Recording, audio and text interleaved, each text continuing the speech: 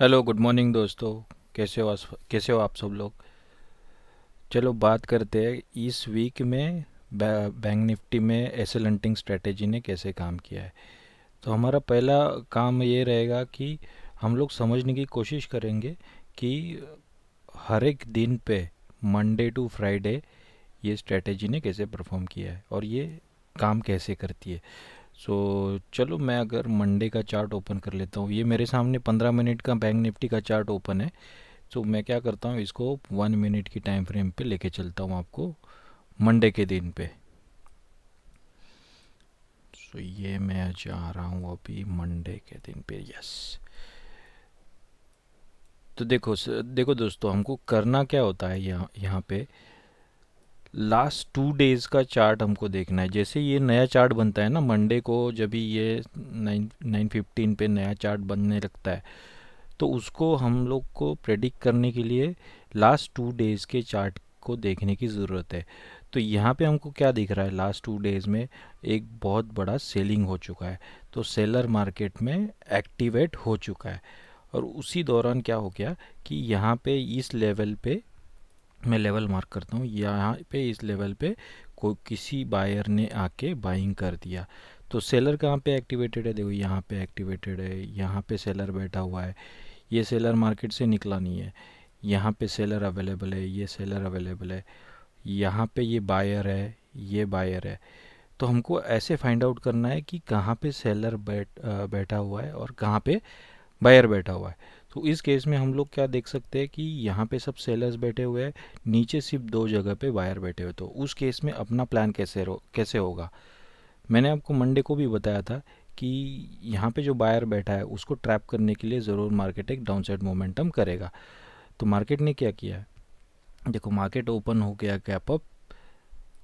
यहाँ पे मैं अगर जरा चार्ट को बड़ा कर लेता हूँ तो यहाँ पे हम लोग देख सकते हैं मार्केट गैप अप ओपन हुआ और उसके उसके बाद मार्केट ने एक डाउनसाइड मोमेंटम हमको दिखा दिया।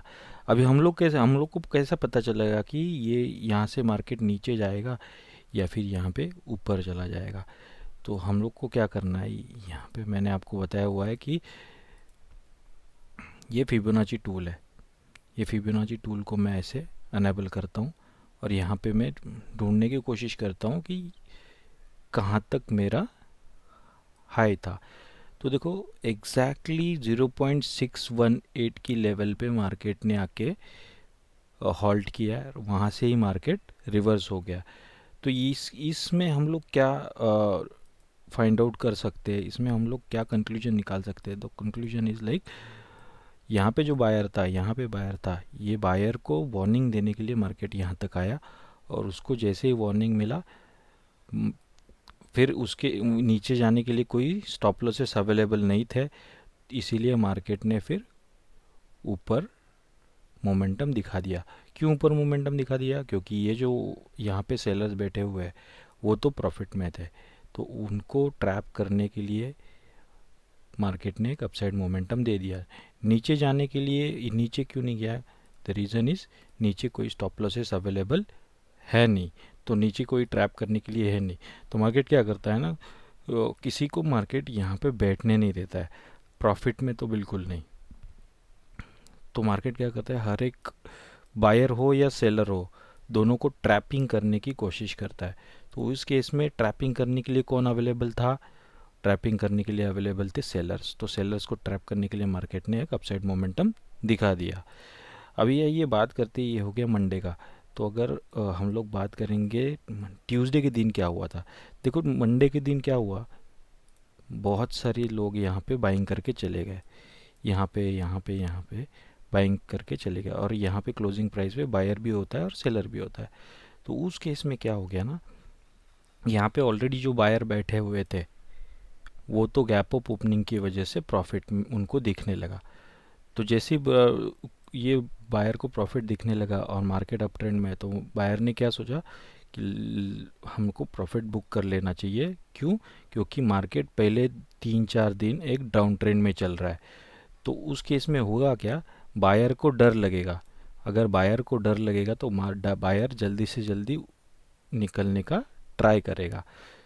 और जैसे ही उसको प्रॉफिट दिखा फिर इस गैप अप ओपनिंग के बाद, तो बायर ने उनका प्रॉफिट बुक करने के लिए चालू कर दिया, और प्रॉफिट बुकिंग की वजह से यहाँ पे मार्केट यहाँ पे नीचे आ गया।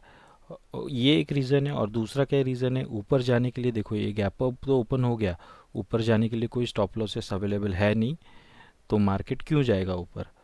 स्टॉप लॉसेस कहाँ पे अवेलेबल है? अगर ये बायर यहाँ पे बैठा हुआ है तो इसने कहीं पे इसने यहाँ पे स्टॉप लॉस लगाया होगा, इसने यहाँ पे लगाया होगा, इसने यहाँ पे लगाया होगा, इसने यहाँ पे लगाया होगा।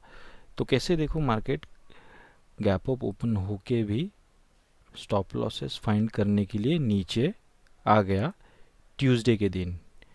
सो इस हिसाब से अगर हम लोग देखेंगे तो मार्केट ने यहाँ पे बायर्स को ट्रैप कर लिया। तो जैसे मैंने आपको बताया हुआ है, मार्केट किसी को बैठने नहीं देता है, प्रॉफिट तो बिल्कुल लेके जाने के लिए नहीं देता है। तो उस केस में ये बायर्स का प्रॉफिट कम करने के लिए मार्केट ने नीचे एक डाउनसाइड मोमेंटम दे दिया है। तो आइए बात करते, ये हो गया ट्यूसडे का। देन वेनसडे के दिन क्या हो गया? देखो वेनसडे के दिन क्या हुआ, यहाँ पे ऑलरेडी सेलर बैठ चुके थे। जैसे ही मार्केट डाउन साइड मोमेंटम करता है ना, तो सेलर्स वहाँ पे आके बैठ जाते हैं। यहाँ पे सेलर बैठ गया, यहाँ पे सेलर अवेलेबल है, यहाँ पे सेलर अवेलेबल है, यहाँ पे सेलर अवेलेबल है। और नेक्स्ट डे क्या होता है, मार्केट एक बड़ा गैप डाउन दे देता है। तो उस केस में ये जो सेलर यहाँ पे बैठा हुआ है, इसको ट्रैप करने के लिए मार्केट नहीं जा सकता। क्यों नहीं जा सकता? क्योंकि वो दूर हो जाता है, उसको टारगेट करने के लिए मार्केट नहीं जा सकता। और जो बायर यहाँ पे बैठा हुआ होता है वो बड़े लॉसेस में बैठा हुआ होता है, तो वो क्या करता है, अपनी पोजीशन से निकलना सही समझता है। तो उस केस में क्या होता है, अगर बड़ा गैप डाउन हो जाता है या फिर बड़ा गैप अप हो जाता है, तो उसी डायरेक्शन में मार्केट निकलने की कोशिश करता है। तो इस दिन पे क्या हो गया, एक बड़ा गैप डाउन हो गया। एक बड़े गैप डाउन की वजह से सेंटिमेंट्स मार्केट में निगेटिव हो गए, और ये बस बड़े गैप डाउन की वजह से ही मार्केट ने एक डाउनसाइड मोमेंटम हमको दिखा दिया। तो इस डाउनसाइड मोमेंटम में भी क्या हो गया, यहाँ पे सेलर्स बैठ गए, यहाँ पे सेलर्स है, यहाँ पे सेलर्स है, यहाँ पे सेलर्स है। तो ये सेलर्स मार्केट में अवेलेबल हो जाते हैं। तो अपना जो एस एल एंडिंग की स्ट्रेटेजी से हम लोग क्या प्रेडिक्ट कर सकते हैं, अगर एस एल अवेलेबल है तो एस एल्स को ट्रैप करने के लिए ज़रूर मार्केट एक अपोजिट साइड का मोमेंटम हमको दिखा सकता है। तो जैसे ही यहाँ पे एस एल अवेलेबल हो गए, देखो यहाँ से नीचे से वापस एक बार उसी दिन पे बाइंग आ गई, और जैसे ही बाइंग आ गई, ये एक्सपायरी का दिन था, एक्सपायरी के दिन की वजह से यहाँ पे जितने भी सेलर्स बैठे थे उन्होंने अपना प्रॉफिट बुक कर लिया होगा, या फिर नया बायर आके यहाँ पे बैठ गया होगा। तो उस केस में नेक्स्ट डे पे हम लोग क्या बात कर सकते हैं, फ्राइडे के दिन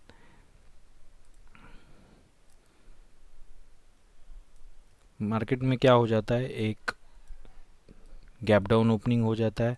गैप डाउन ओपनिंग की वजह से क्या होता है, यहाँ पे जो सेलर बैठा हुआ है, यहाँ पे जो सेलर बैठा हुआ है वो लोग तो प्रॉफिट में आ गए, लेकिन ये जो बायर है इनका प्रॉफिट कम हो गया।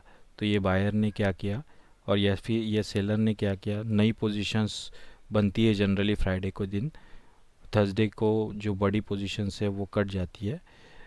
और मैंने आपको बताया हुआ है, अगर पहले बायर को अगर ट्रैप कर लिया है मार्केट ने गैप डाउन होके, तो अब नेक्स्ट कौन रह जाता है यहाँ पे अवेलेबल, सेलर। तो जैसे ही बायर ट्रैप हो चुका है, यहाँ पे अभी कोई नीचे बायर अवेलेबल है नहीं, तो मार्केट क्या करेगा, सेलर को ट्रैप करने के लिए एक अपसाइड मोमेंटम करेगा, और उसके बाद फिर यहाँ पे जो बायर अवेलेबल हो जाएगा उसको ट्रैप करने के लिए एक अपोजिट साइड का मोमेंटम हमको दिखा देगा।